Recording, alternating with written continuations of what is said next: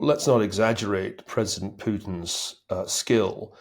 This war was supposed to take 3 days or 3 weeks, not 3 years. It has been enormously costly in terms of Russian lives. The slaughter, particularly in the most recent months at the front line of Russian troops, has been breathtaking. The Russians have been losing as many people in a month as the US lost in a year at the height of the Vietnam War. And Putin does not have all the agency here. By intervening to try and negotiate a peace, Trump has taken considerable agency away from Putin. Thank you so much for doing. Really appreciate talking to you. We've had a hell of a couple of weeks trying to unpick the mess of America and what's happening in the world as a result of America. Can we start with, we're still reflecting on what Trump has said over the last couple of days. I'm interested in your thoughts on American imperialism, Neil, to start off with. That Trump has been talking about Greenland, Canada as a 51st state, the Panama Canal, even Mars. If we leave Mars to one side to begin with, is this a sort of economic imperialism we're seeing out of Trump? Is it as consistent and coherent as that? I think Europeans and Britons are inclined to listen to Donald Trump and infer that he's an emperor who's returning the United States to the 1890s when his hero, President William McKinley, after the Spanish-American War, acquired Guam and Puerto Rico, an option on Cuba. And I can see why it seems that way. He talked in the State of the Union once again about Greenland, about the Panama Canal, and about McKinley. But I'm going to shock you by saying that behind the big I am is an acute sense of the limits of American power. And much that we've seen in the last 2 weeks, which has been bewildering in London, in Berlin, and in Brussels, makes sense when you think of it that way. So, for example, for 50 years, American presidents have been trying to get Europeans to pay a larger share of the cost of transatlantic security. In the space of just a few days, Donald Trump has achieved what eluded all the other presidents going back to Richard Nixon. We've heard in the last 24 hours astonishing announcements by the incoming German Chancellor and the President of the European Commission, which add up to about €1 trillion of investment in defense and infrastructure. And that is a major win for American foreign policy. You used the word mess earlier, but there's method in this mess. The Europeans' heads have been exploding since February 18th, when Trump first attacked Zelensky. They were exploding all day Friday over the meeting in the Oval Office. But here we are. If the objective of what Trump was doing was to get the Europeans finally to step up and take responsibility for the security of the continent, he's succeeded. And is he thinking as rationally and as coldly as that? I mean, I think the question of method in the madness is so important with Trump because, on one hand, I think for years he was underestimated, particularly if Trump won the first term.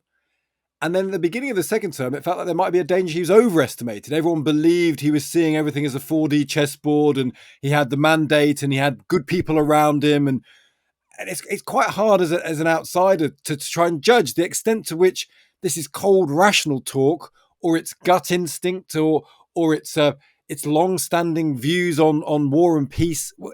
Maybe that doesn't matter. Maybe one of the lessons we've taken on our program the last week is that Trump is about ends rather than means, and maybe that's what's most important here. I got into a fight with Vice President J.D. Vance just over a week ago because I disliked things that Trump had said about Zelensky and wanted to point out that they were untrue. But one thing that Vance said in our debate that I think was true was that the United States is not in the situation of the US in 1990. President Trump is not in the position George H.W. Bush was in when Iraq tried to annex Kuwait. It is more fiscally constrained, and in terms of its defense industrial complex, it's much less powerful. That is right. And I think that part of what we're seeing in Washington is an attempt to work out what you do, acknowledging the limits of US power. I'm the one who came up with Ferguson's law that says a great power that spends more on interest payments than on defense won't be great for much longer. Well, the US is in that position. It's now spending quite a bit more on interest payments than on defense. And I think those close to Trump, the ones whose advice I think he's heeding, are saying, we can't do all of this. We can't simultaneously back the Ukrainians against Russia, back the Israelis against Iran, and back the Taiwanese against China. It's too much. Therefore, we have to start delegating. And in the case of Ukraine, the obvious goal of American policy is to make the Europeans take responsibility, particularly for the security guarantees that, quite rightly, President Zelensky wants as part of any armistice or peace deal. So I think we have to understand Trump not as somebody suffering from an imperial delusion, but rather as somebody a bit like Richard Nixon in '69, who thinks we're involved in these wars that we don't want to be involved in. We don't have the resources. We have economic problems that we need to address. So what can we do to make the Allies do more? And the answer in 1971 was to give the Allies a colossal shock, which Nixon did. And now Trump has administered a similar shock in 2025. And I think whatever you may think of him, and I'm sure most of your listeners have a very low opinion of President Trump, it's hard to deny that he's achieved a very major breakthrough here in getting Europeans to accept that it is on them. The security of Europe and indeed of Ukraine has to be on them and not on the American taxpayer. I think no one can possibly deny that, Neil. It's an excellent point. Is he helped by the fact that he's unburdened by a sense of morality when it comes to the war? And this is a very European position. He regards the existence of the war as a fact. He doesn't regard it as an act of Russian aggression for which Russia should be punished or criticized or even felt to be in the wrong. Whereas in Europe, of course, we feel very keenly this is the act of an aggressor that has to be withstood. It has to be that there's a moral response we feel to it, which he doesn't. And I suspect American presidents before him probably would have felt. Bush would have done, Obama would have done, Reagan would have done. You know, he had a moral reaction to communism. They had an ideological response to communism. Is that what he's not got? That ultimately he regards Putin and Zelensky as just two people, and possibly Putin as someone more worthy of respect than Zelensky? Well, first, if Europeans were so very morally outraged by Russia's invasion of Ukraine, why have they continued to purchase Russian oil? And why have they continued to export goods via third countries to Russia on a massive scale? Because I don't believe Kazakhstan suddenly developed enormous purchasing power since February 2022, or any of the other stands that European countries export to, all obviously destined for Russia. So there's massive hypocrisy on the European side. They love to strike moral postures and then expect Americans to provide all the wherewithal to sustain the Ukrainian war effort, because this isn't just about dollars and euros. The reality is that without American satellite communications, which the Europeans can't replace, it's very hard for the Ukrainians to sustain their war effort. That's the first point. The second point is that every president of the United States has to think about the national interest. The speeches are all very well, but when Obama was confronted by Russian aggression in 2014, when the Russians annexed Crimea and created puppet states in the Donbass, he did basically nothing. In just the same way that he did basically nothing when the chemical weapons were used by the Assad regime in Syria, in the same way that he used drones with considerable collateral damage against Islamist targets in Pakistan. So let's not pretend that Donald Trump is the first president in history to think in terms of realpolitik and not to strike moral postures. I mean, Trump's response would be, I want the war to end because a great many people are dying on both sides. Isn't that the correct moral position? Isn't it immoral to want the war to continue, as I think some people in the Biden-Harris administration did, because they thought it served American interests to have Ukrainians killing and destroying Russian military capabilities. So I think one has to be a bit careful here about concluding that there's something uniquely immoral about Trump's foreign policy. You can't imagine it necessarily have been. Could you imagine other Republicans? Could you imagine Bush? Yes, Richard Nixon. Now, Richard Nixon is clearly Trump's role model here. Nixon, who came into power at a time when the US was embroiled in Vietnam, a war that had not been started by Republicans, when the US was facing serious economic problems. Nixon is Trump's role model. And I think that's a point that people fail to see because they forget that the two men had a relationship in the 1980s when Trump was first thinking about going into politics. And so there's a great deal of Nixon here, including the idea, which I don't think has been noticed enough in the British media, that somehow or other you can get Putin peeled away from Xi Jinping.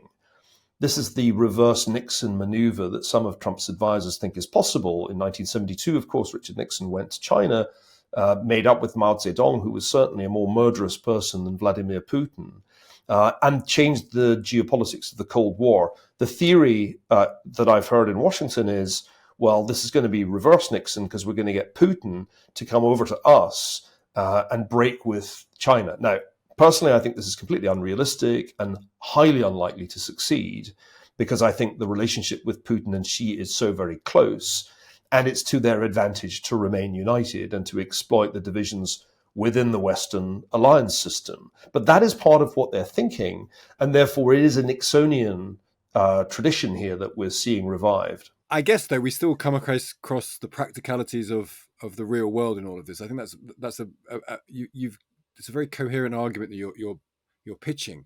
But Neil, I guess the question is, where does this lead to in reality? Because Trump can talk about a mineral deal and some sort of wishy-washy security that goes on the back of it. Europe can talk about rearming. It will take several years to rearm to any significant extent. Putin's people are very clear what he's not willing to concede. Zelensky has got to bear in mind what his people want. Is there at any point at which this all meets together? I mean, you can imagine a world of a ceasefire where everyone just halts and just doesn't know what to do, and maybe that's enough. How that ceasefire would be translated into a sustainable peace, a peace that works for Ukraine, that doesn't make Europe nervous, that has a European security guarantee, some role for America, that does chasten Putin enough that he doesn't come after other countries.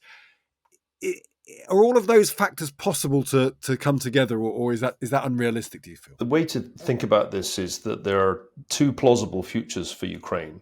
A bad one, which is that it's South Vietnam, and what this peace turns out to be is a decent interval, quote unquote, after which Russia takes over, in the same way that South Vietnam was completely overrun 2 years after the 1973 peace deal, or it's South Korea. And that's the much better scenario, in which it doesn't get its territory back, but the 80% that remains goes on to become economically successful. And that, I think, is the preferable scenario. Not a It's a pause. It's a kind of long pause is kind of the best. Is kind of the best choice. No, I think there's never been a peace treaty in the Korean War. There's been a very long armistice since 1953, and a similar outcome in Ukraine would be the best case. But the reason that South Korea still exists and South Vietnam does not is that South Korea had meaningful military guarantees, as in large numbers of American troops, and South Vietnam did not, because Congress cut off all the aid to South Vietnam and doomed it. So the key issue for Ukraine, and this I think is why Zelensky lost it in the Oval Office on Friday, is that without meaningful security guarantees, the risk is that it's South Vietnam. With security guarantees, it can be South Korea. The Americans are not prepared to provide more than the minerals deal, which will bring in presumably civilian investors and engineers, and the Europeans are therefore the ones that are going to have to deliver the security guarantees. Now, I'm very delighted to hear that the German government and the European Commission finally understand that they have to spend significant amounts on defence and take responsibility for the security of Europe.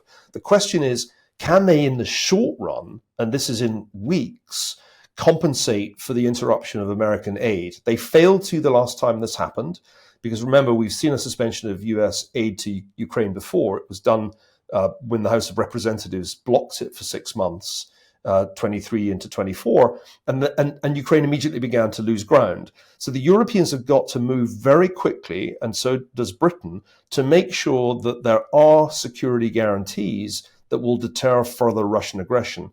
Otherwise, Kyiv will be Saigon 1975 a couple of years from now. And I can't see that that's good for anybody. It's certainly not good for the Europeans if Ukraine ultimately loses this war. I don't think it would be good for President Trump either, which is why I think there's still a decent chance that you get the South Korean scenario, not the South Vietnamese one.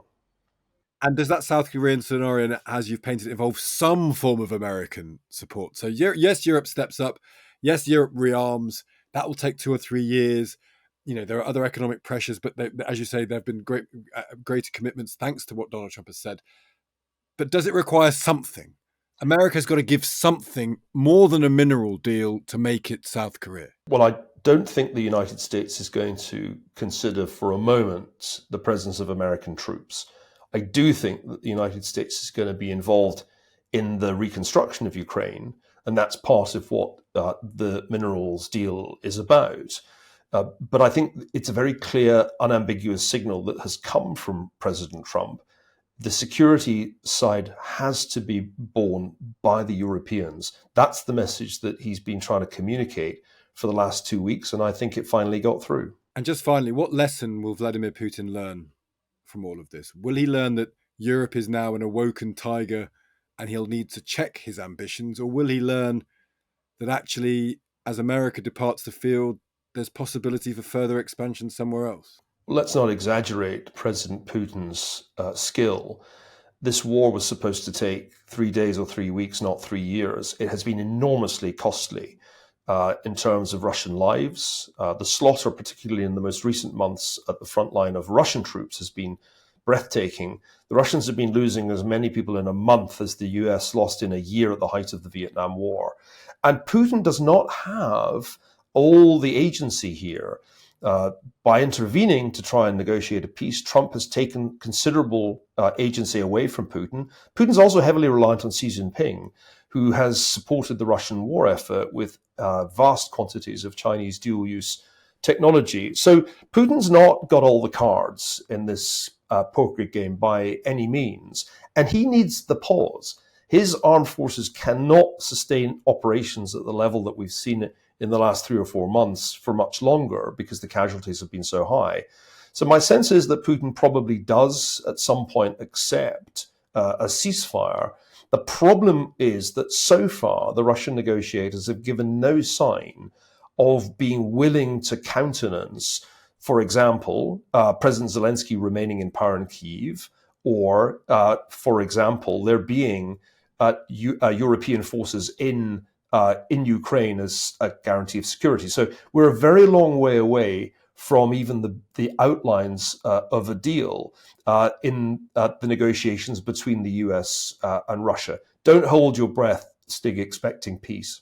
No, I think that's probably it. It's a gloomy but a prescient point to leave it on. Neil, really enjoyed speaking to you. Thank you so much for taking the time to talk to us. My pleasure.